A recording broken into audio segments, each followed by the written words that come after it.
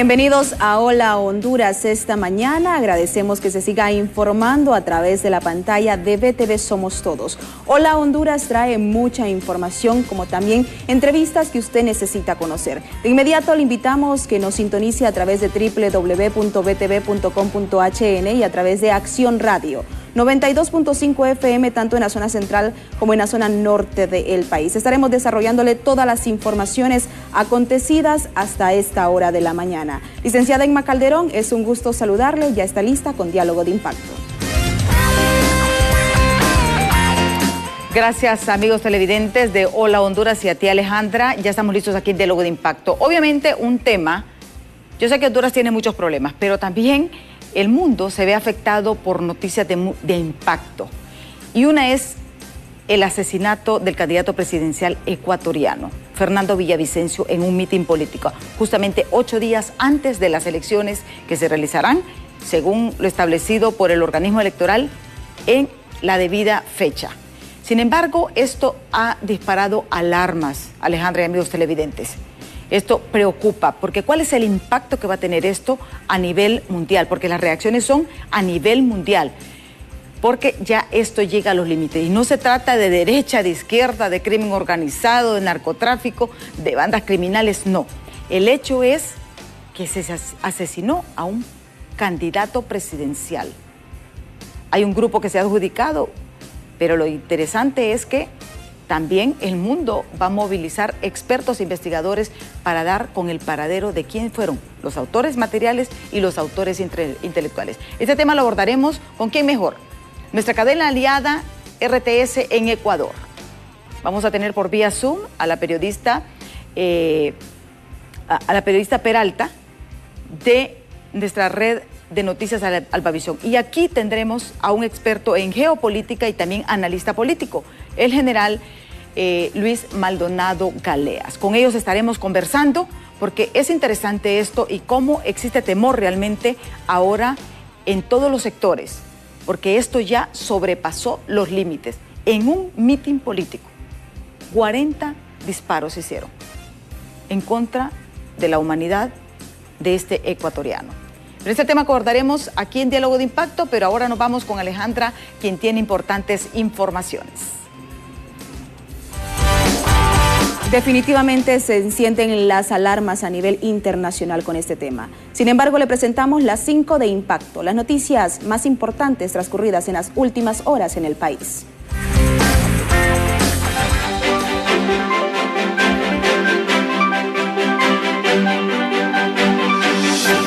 Bajo investigación el amotinamiento en el penal de Comayagua, donde resultaron heridos reclusos, policías y también familiares, en unos hechos bastante confusos. Mientras familiares denunciaron malos tratos, las autoridades realizan operativos para decomisar armas y teléfonos celulares. El gobierno envió una nota de cobro por 1.200 millones de lempiras a la municipalidad de San Pedro Sula por la deuda de un préstamo de BID en el gobierno de Rafael Leonardo Callejas. El alcalde condenó que el gobierno no les apoye, pero le está cobrando hasta los intereses y no descartó hasta un embargo.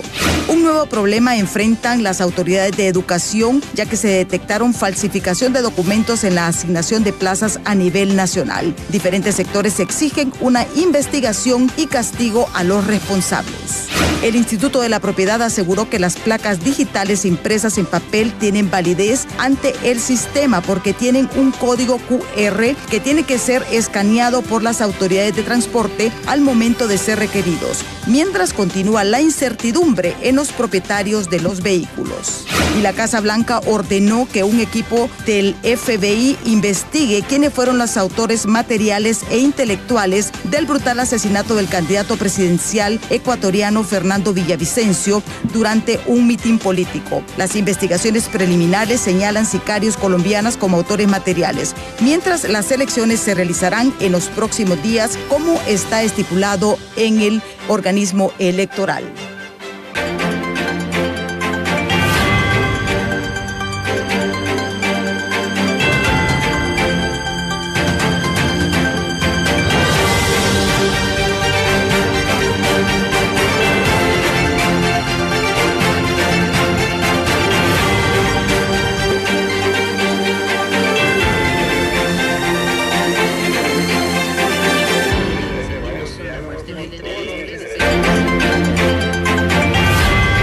Gracias por estar con nosotros aquí en Diálogo de Impacto. Soy Emma Calderón y ya estamos listos para nuestro programa de hoy.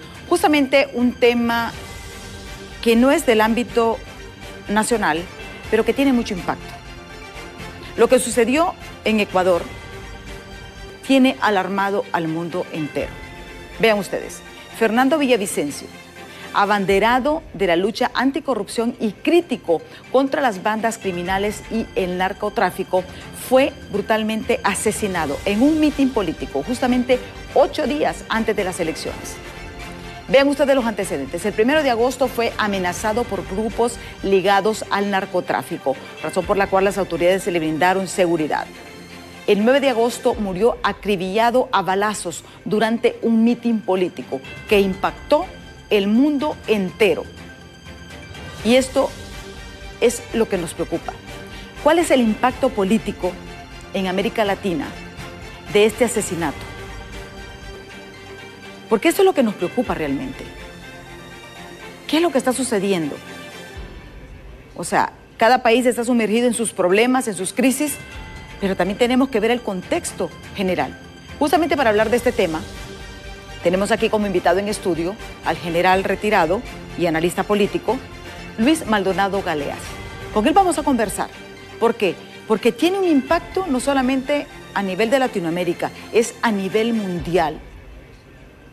Y algo interesante, todos los países del mundo, incluyendo Honduras, se han solidarizado y exigen una investigación exhaustiva. La presidenta Xiomara Castro, en su cuenta de Twitter, condenó este vil asesinato que tiene conmocionado a toda la clase política. Pero ¿cuál es el impacto?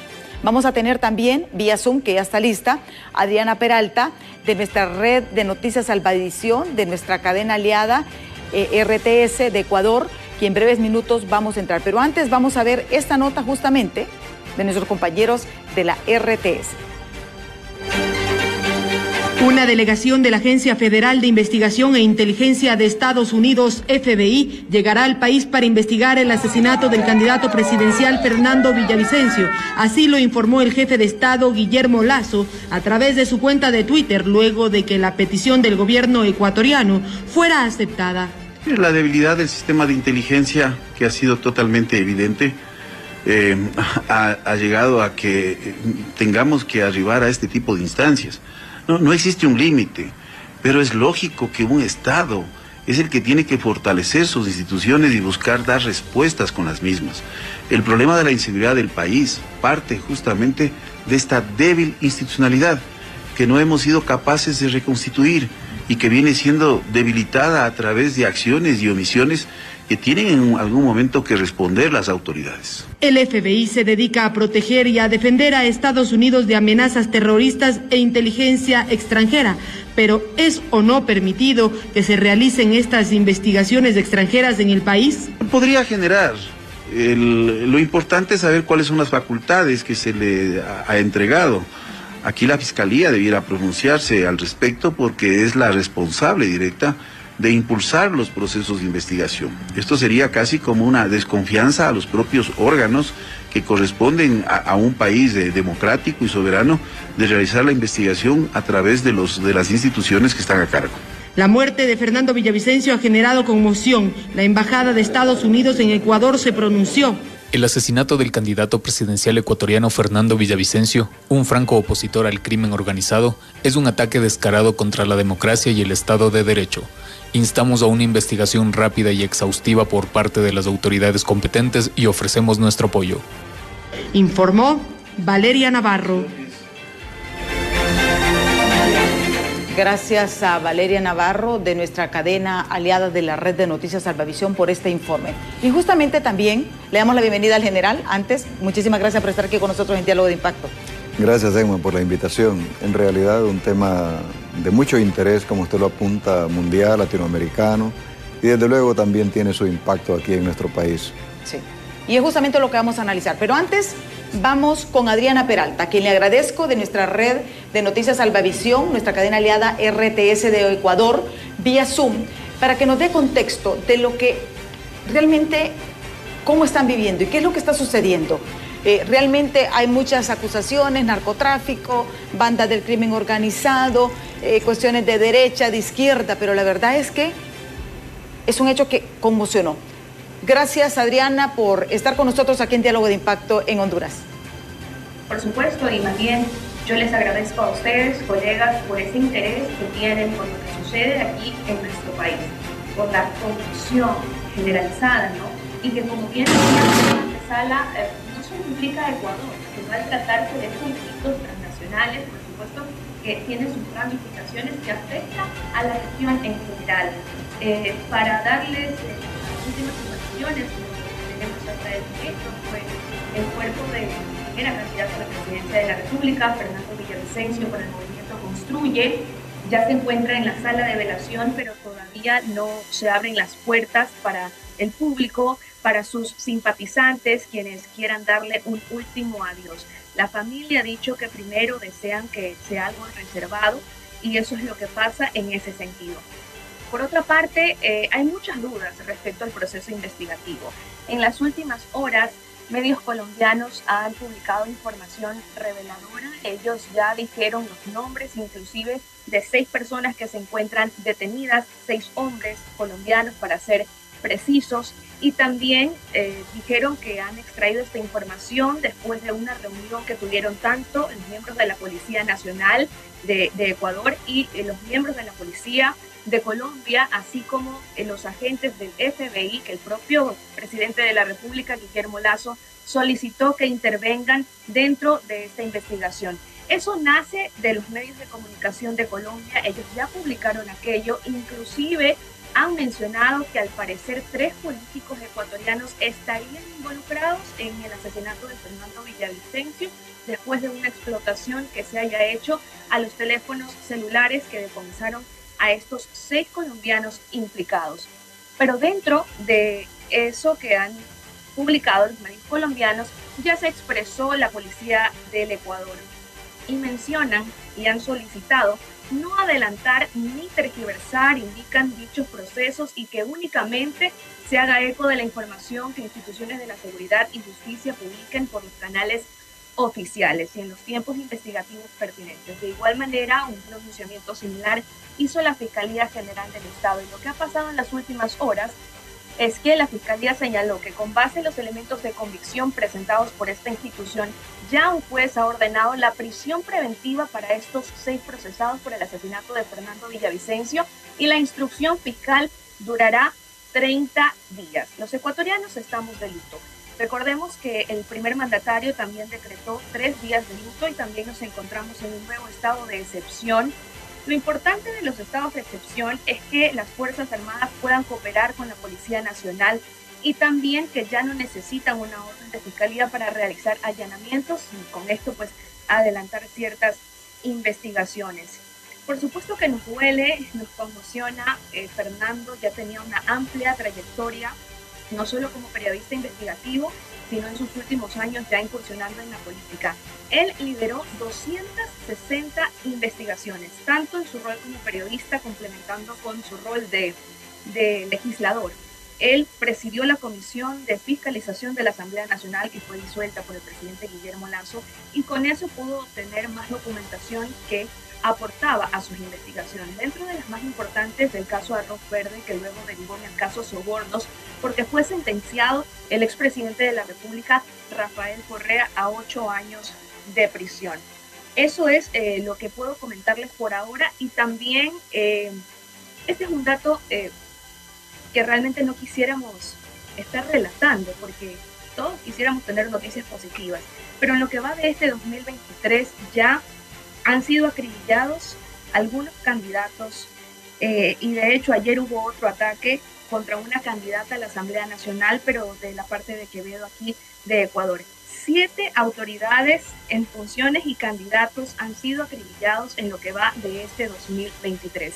Antes de lamentar el asesinato de Fernando Villavicencio, también el Ecuador se conmocionó por el asesinato del alcalde de Manta, una región costera del Ecuador, Agustín Intriago. Y sí, me parece muy pertinente este análisis que se va a realizar, que se está dando porque nosotros ya veníamos atravesando al menos 3 años de un repunte de las muertes violentas. Hasta el momento podemos hablar de más de 3.500 muertes violentas o crímenes que se han dado en todo el territorio nacional, ligados sobre todo al narcotráfico, a la retaliación, la disputa entre organizaciones delictivas. Y todavía no podemos controlar lo que pasa dentro de las cárceles, donde se han dado algunas revueltas y muy sangrientas, asesinando a más de 100 reos. Entonces, lo que pasa dentro de los centros carcelarios también se traduce en las calles, y por eso los ecuatorianos no tenemos paz hasta el momento. Prácticamente todos los días y por horas se están contando los muertos, los asesinatos. Vivimos en medio de una guerra y encerrados, esta vez ya no por la pandemia de COVID-19, sino por la inseguridad y la delincuencia. También el general, nuestro invitado acá, nos gustaría conocer ya a ti como ciudadana, Adriana. O sea, ¿cuál es el ambiente que está viviendo el pueblo ecuatoriano? Porque para ustedes esto es algo nuevo. En países, solamente se ha visto en países como Colombia, México, Honduras, realmente, que son países extremadamente violentos. Pero este cambio, esta infiltración de violencia de grupos organizados, realmente, ¿qué dice el pueblo? ¿Cuál es la reacción de ese pueblo ecuatoriano? Mira, ya veníamos sintiendo mucho este golpe, el accionar de las organizaciones delictivas, sobre todo en las partes costeras de Ecuador. Yo me encuentro en Guayaquil, que es el puerto principal, y aquí, que pertenece a la zona 8, según la división de la Policía Nacional. Todos los días hay crímenes, en cualquier parte. No hay zona segura realmente. Y aparte aquí tenemos también la penitenciaría del Litoral, que es el mayor problema dentro de este sistema carcelario, que no la pueden controlar y está tomada por las mafias. Claramente hay divisiones en los pabellones donde los que mandan allí son los reos. De hecho, en la cárcel regional se encuentra un líder que sería quien amenazó a Fernando Villavicencio. Encapuchados llegaron en días anteriores del asesinato a una de las sedes del partido Construye a decirles directamente que si Fernando no dejaba de mencionar a este líder, pues lo iba a asesinar. Y lamentablemente es lo que ha ocurrido. Si bien es cierto, pese a que ya veníamos registrando masacres carcelarias, asesinatos en las calles y también el incremento de la delincuencia común, inclusive los ataques con artefactos explosivos, porque aquí en Guayaquil se dio algo nunca antes visto, que le colocaron explosivos en el cuerpo a un hombre, y asimismo arrojan dinamitas, arrojan otros explosivos contra negocios, contra casas, por el tema de las vacunas, hasta un barrio hubo donde se afectaron muchas viviendas y hubo también personas fallecidas. Es decir, veníamos sufriendo una escalada también con cuerpos descuartizados, entre otras modalidades que utilizan estas bandas de delincuencia organizada. Sin duda alguna, el asesinato de Fernando ha sido la gota que derramó el vaso para los ecuatorianos. Estamos muy afectados. Te puedo decir que muchas personas lloraron la muerte de este hombre por todo lo que representa, por este golpe directo a la democracia. Y ahora el Consejo Nacional Electoral ratificó que no se van a aplazar las elecciones. Y el movimiento tiene hasta el mismo día de las elecciones prácticamente para nombrar a alguien en lugar de Fernando, aunque su nombre va a aparecer en la papeleta y su rostro también ya se imprimieron en papeletas. Pero también a su vez existe entonces esa voluntad popular de acudir a las urnas, pese al temor, porque existe mucho miedo. La gente no quiere salir y también tiene sus repercusiones económicas y afectaciones para los negocios, aparte de las vacunas. Pese a todo, existe esa voluntad actualmente de castigar con el voto a las personas que los ciudadanos crean conveniente. ¿Tú crees que el partido de Vicencio podría ganar las elecciones? Porque miramos las encuestas y hace una semana pues Luisa González, que es su mayor contendiente, tenía 26,5%, mientras Fernando Villavicencio tenía 13,2%. ¿Tú crees que puede revertirse esto como un castigo? Creería que no. También otros partidos políticos pueden beneficiarse de lo que ha ocurrido, lamentablemente, con Fernando. Según las últimas encuestas antes del asesinato, sí, Luisa se encuentra en primer lugar del Movimiento de Revolución Ciudadana, oficiado por Rafael Correa, pero no le alcanza el porcentaje para ganar en primera vuelta. En segundo lugar se encuentra, según los últimos sondeos, el candidato Otto Fuester. Y veremos, porque justamente él fue quien de inmediato convocó a una rueda de prensa e instó a los demás aspirantes a que se unan para hacerle frente a estos grupos de delincuencia organizada. Como dicta ya esta normativa electoral, la candidata del movimiento Construye la vicepresidencia de la República, que era el binomio de Fernando Andrea González, ella no puede suplir a Fernando en su posición y todavía el movimiento no se pronuncia, no han dicho a quién van a ubicar. Se hablaba de que sería el tío de Fernando Villavicencio, pero no hay nada confirmado por ahora. Algo importante que también quería aportar, si me permites, es que dentro del movimiento y a su vez los familiares de Fernando Villavicencio tienen muchas dudas sobre este cordón de seguridad que supuestamente debía haber brindado todas las garantías necesarias al candidato, porque ya tenía amenazas, existía más del 95% de probabilidades de que sufra un ataque. Sin embargo, y la policía ha dicho que tenía 3 cordones de seguridad, pero ni esos 3 cordones de seguridad pudieron hacer algo.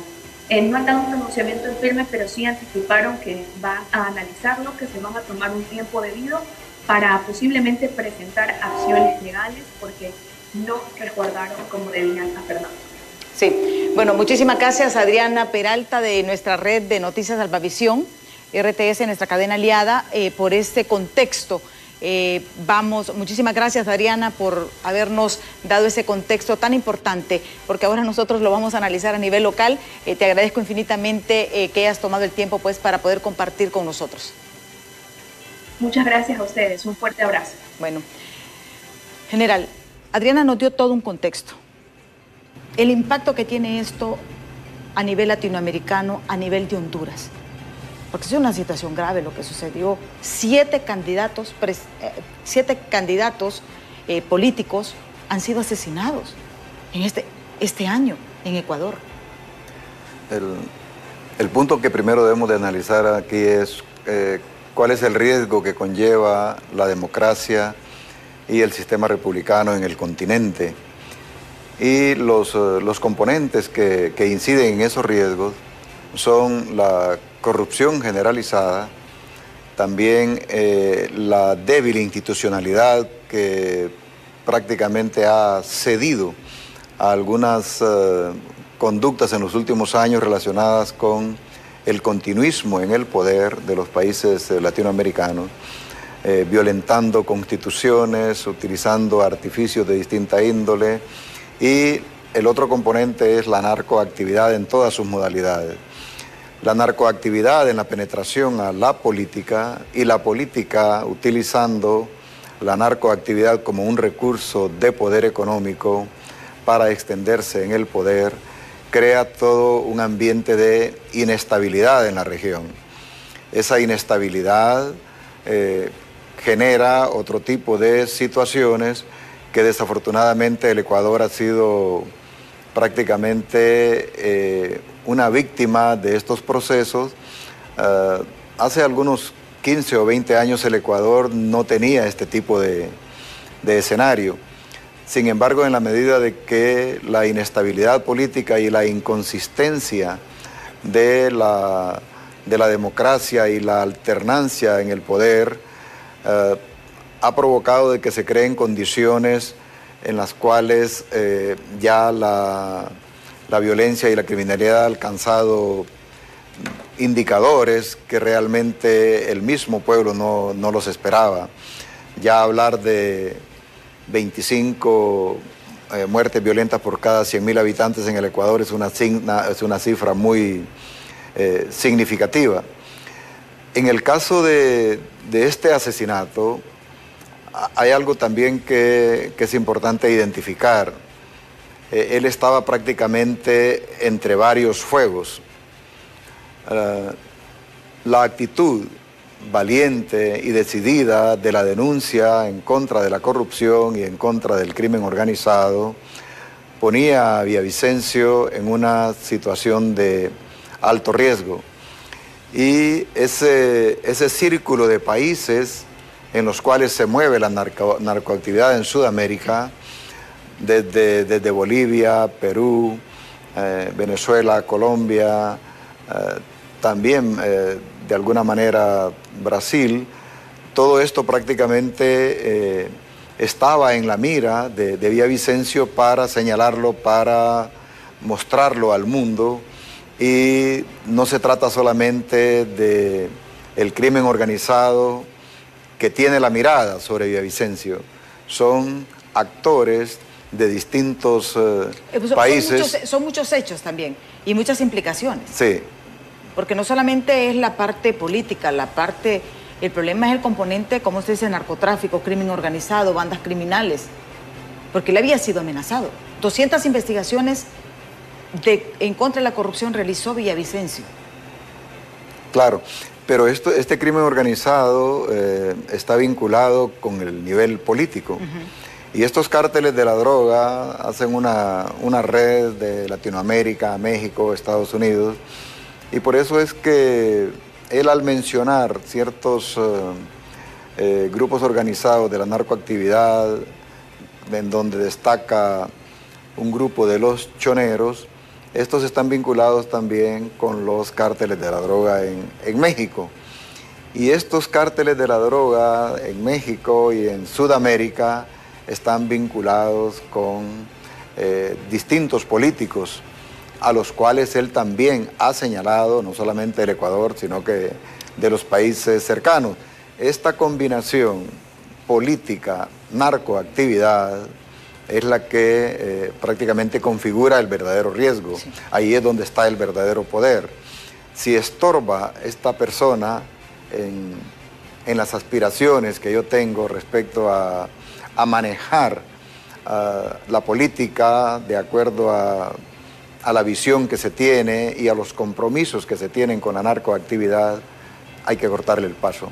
Sí. Y esto es lo más preocupante. El llamado que hace, porque miren, el Ecuador está en una disyuntiva, van a elecciones. Sí. O sea, las elecciones van. Pero como nos decía Adriana, no se sabe quién va a sustituir a Villavicencio. Hace falta un debate presidencial que tiene que ser en estos días justamente.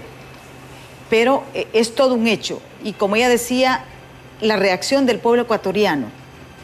Esto va a ser bien interesante, este resultado, por eso vamos a ver los cuadros y las posibilidades de esto cuando regresemos, y también la participación de otros países, porque sabemos que el Ecuador, aunque ha tenido una tendencia a China, más a China, solicitó la ayuda a la Casa Blanca, al FBI, para esta investigación. Ya en estos momentos ya están investigadores, extraoficialmente se ha dicho de que ya están los investigadores ahí. ¿Qué va a pasar cuando se descubra esto? ¿Se llegará al final? Porque también hay otro antecedente. El presidente de Haití fue muerto en la casa presidencial en el 2021. Y habían unos colombianos también involucrados. Son hechos que hay mucho que analizar. Pero esto lo vamos a ver después de pausa, así que no nos cambie, que en breve regresamos.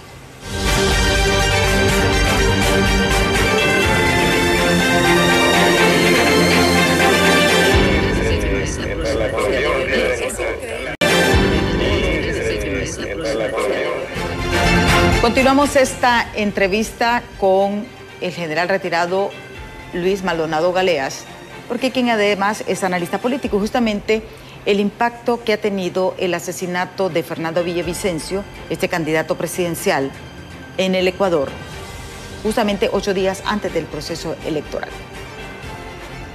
Realmente hay muchas aristas en este tema, ¿verdad? Como nos explicaba Adriana Peralta de nuestra cadena aliada de la red de noticias Salvavisión, hay muchos componentes. Él había recibido, sí, amenazas de un grupo criminal, quien le había advertido, incluso llegó a la oficina, lo que nos decía ella, a amenazarle, ¿verdad? Mandó un emisario a amenazarle, que dejara de andarlo mencionando. Él tenía una lucha contra la corrupción que no se puede negar. Pero analizando realmente el hecho, Fernando Villavicencio, según las encuestas, estaba en segundo lugar. Tenía 26, la primera candidata, que es Luisa González con 26,5% y segundo iba Fernando Villavicencio con 13,2%. Si él realmente no iba a ganar las elecciones, no se le miraba realmente esa ventaja, ¿por qué asesinarlo, general? Esa es mi duda realmente. Hay un concepto que es importante, digamos, ampliarlo. Se trata de la narcopolítica. Y las preguntas son, ¿están vinculados políticos con la narcoactividad en Colombia, en Venezuela, en Ecuador, en Honduras, en Perú, en Honduras? Y la respuesta es sí. Y al estar vinculada la narcoactividad con la política, se juntan dos poderes. Un poder del crimen organizado y desde luego el poder político. Y si hay personas como él que denuncian ambos, que denuncian la narcoactividad como una condición de un Estado que lo lleva a un proceso de degradación continua, y si acusa también a los políticos que han llevado también a estos países a un proceso de afectación severa a lo que es la democracia, a lo que es el sistema republicano, lo que es el Estado de Derecho, entonces esta persona estorba en ese contexto. Desde luego, como usted lo apunta, no llevaba él la primera posición en las encuestas.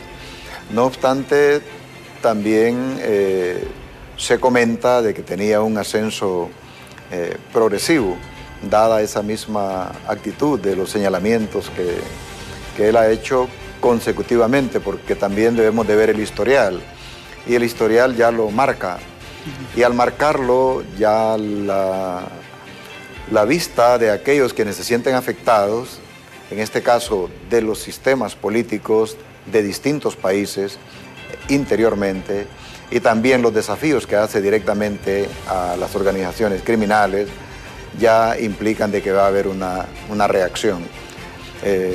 Realmente cuando él hace estos señalamientos, yo en lo particular no pensé que hubiera sido tan rápida la reacción para que se hubiera ultimado en este momento.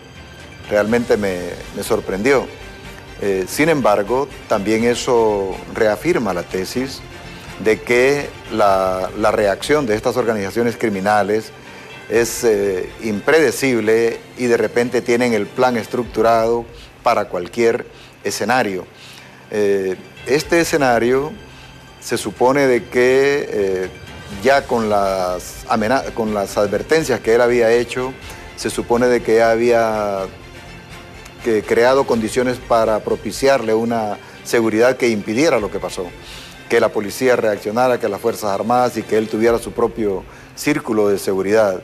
Sin embargo, la tesis de que la combinación narcoactividad y política son los responsables de este asesinato y que prácticamente él era una figura que estorba a estos propósitos tanto de las actividades de tipo político como las actividades relacionadas con la narcoactividad, hay que sacarlo de circulación.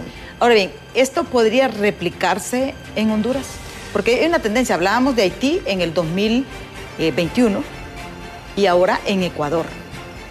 Sí, y Colombia también tenemos un antecedente, ¿no? Con Luis Carlos, que fue uno de los que fueron eliminados allá por 1989. En tiempos de Pablo Escobar. Sí, y prácticamente esto son escenarios que hay que analizarlos y considerar que también pueden ser parte de las realidades en otros países y Honduras no podría estar exento. Debido a que las estructuras criminales cuando han penetrado al sistema político ya prácticamente encuentran una expresión de poder ampliada y prácticamente se sienten con la competencia como para condicionar el sistema político. Y en Honduras ya pasó, se condicionó al sistema político. Y el hecho de que el señor Hernández esté prisionero en los Estados Unidos y no haya sido víctima de esto es porque hubo un alineamiento del presidente y también de los círculos cercanos al poder. Incluso se habla de que vinculaciones con altos mandos militares y de la Policía Nacional, y desde luego hay algunas evidencias. Entonces, esto significa de que la influencia de la narcoactividad hace de que se condicione también el ejercicio, los actores y las orientaciones de la política. Si alguno de los políticos de Honduras le hubiera fallado a la narcoactividad en sus condicionamientos para con los actores políticos, de repente tuviéramos una historia contada en forma diferente. Podemos decir que prácticamente en Honduras los políticos se alinearon a estas estructuras criminales. Ese alineamiento, que es una perversidad para la democracia y para la vida de nosotros los hondureños, les da cierto escudo protector. Porque una de las normas que tienen los criminales, los cárteles de la droga, es la fidelidad, la lealtad a los compromisos que se adquieren. Y cuando esa lealtad se rompe, el resultado es la muerte. Por lo tanto, no está distante de Honduras, de ese escenario, por el compromiso que ya se tiene de distintas organizaciones políticas y de distintos actores políticos ya prácticamente comprometidos con la narcoactividad. Lo que pasa es que aquí fueron más inteligentes, ¿verdad? Aquí controlaron desde antes. Desde antes desecharon. Bueno, mire lo que pasó. La Corte Suprema de Justicia anterior en Nueva York, y no es cuestión de que uno lo dice, en Nueva York revelaron de que ellos pagaron para poner a los magistrados de esa Corte Suprema de Justicia. Imagínese, entonces quiere decir que... Exactamente, nada más que aquí como que fueron un poco más inteligentes, ¿verdad? Fue en los procesos de preselección que ellos influyeron y donde ya iban dirigidos, vamos a apoyar a este, vamos a apoyar a este, vamos a apoyar a este. Una inteligencia perversa, ¿no? Que nos tiene prácticamente en una situación en donde casi nadie es confiable. Desde luego, el precio que se paga por la valentía, por la entereza, por la dignidad de personas como Villavicencio, este tipo de conductas no son tan expresivas aquí en nuestro país, y lo que hay más bien es una especie de compromiso compartido entre las intenciones y la influencia que tiene la narcoactividad y el político también que anda tras otro proyecto. Y como lo apuntábamos anteriormente, el continuismo en el poder, estos procesos reeleccionistas muy caracterizados en Sudamérica y también en nosotros, es un hecho ya evidenciado, facilita de que la narcoactividad encuentre actores cómplices, encuentre actores que le van a hacer el juego, dado la falta de ética, la falta de moralidad, la falta de compromiso con el cumplimiento de la Constitución, de las normas, de las leyes, y prácticamente resulta como una especie de negocio compartido que tiene las características de la narcopolítica. Podemos decir, por ejemplo, que Honduras es un narcoestado, porque estructuras están todavía, pues no podemos decir que con la salida de Juan Orlando Hernández, todo este proceso, todos los extraditados, Honduras fue un narcoestado. Podemos, para establecer esa diferencia, el Ecuador estaría en proceso, porque eso es lo que nos dice, que están en proceso de llegar a eso. Hay señalamientos que ya lo es, y otros hablan de que va en un proceso. En realidad, cuando ya la narcoactividad tiene un control absoluto sobre la institucionalidad, y esa institucionalidad se pone a favor de las presiones y de las exigencias de los cárteles de la droga, y cuando la población es parte también de ese contexto, entonces sí se configura un narcoestado. Yo tengo mi reserva respecto a la calificación para Honduras, en el sentido de que todavía tenemos una población que no ha caído en las redes generales de la narcoactividad, y todavía tenemos algún tipo de institucionalidad desde las organizaciones civiles y algunas que se encargan de la veeduría del comportamiento del Estado, que podemos sustraerlas. ¿Podemos decir que no somos un narcoestado? Todavía no lo quiero conceptualizar en el sentido de que no están condicionando las políticas públicas y las decisiones en los distintos poderes del Estado. ¿O estamos saliendo? Estuvimos en algún momento en una condición, no en algún momento, durante un buen tiempo, estuvimos influenciados por la narcoactividad, particularmente en el Ejecutivo. Y desde luego la influencia que éste tenía en los demás poderes del Estado daba esa impresión y también realidades. Sin embargo, como usted dice, estamos en una especie de pausa desde el punto de vista de que no está definido qué actores en este momento del poder del Estado están claramente vinculados y articulados con el narcotráfico y los cárteles de la droga. Sin embargo, que hay indicadores que nos muestran de que la influencia sigue y que los controles territoriales también son una realidad en nuestro país. Esos son indicadores de que nos podemos mover hacia una situación en la medida de que vayan penetrando exactamente en las instituciones que dirigen al país, en el sistema político.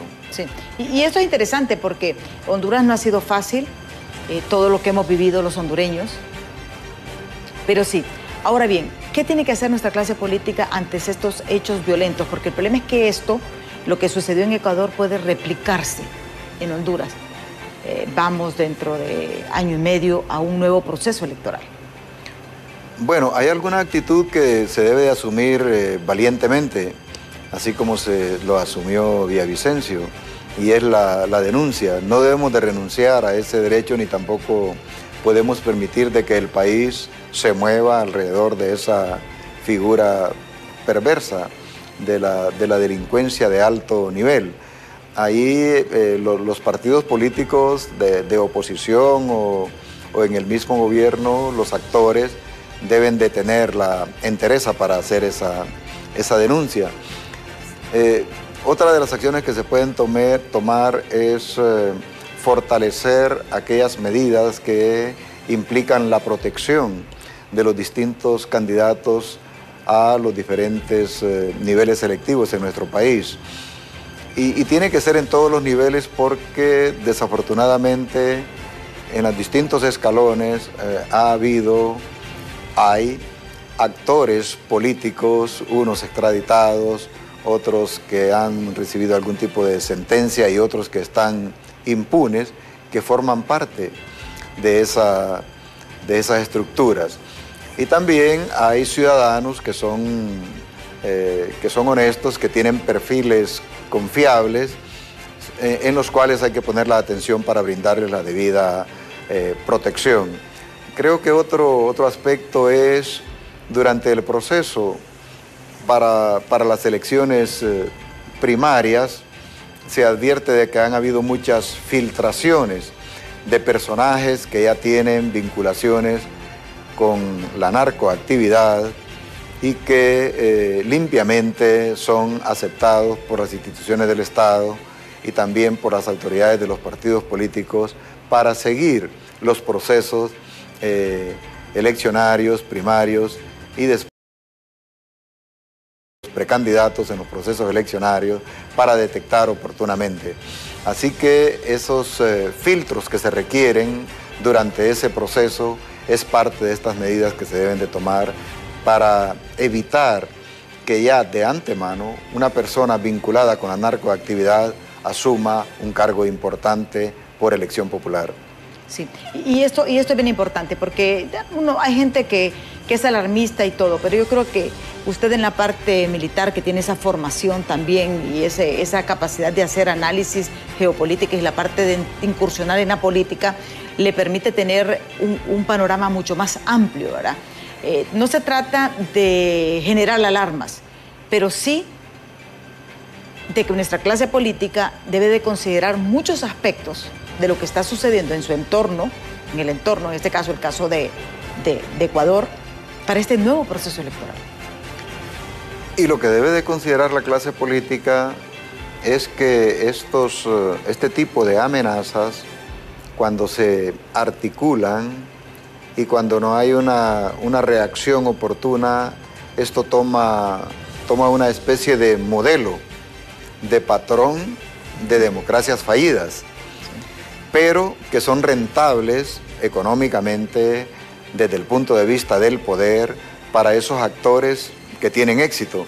¿Quién duda del poder que alcanzó el expresidente Hernández en todo el contexto político y también la cantidad de seguidores contados por más de 1 millón, aún a sabiendas de que se movía en ese tipo de escenario? Así, los distintos aspirantes o funcionarios que están en el escenario político, cuando desde la narcoactividad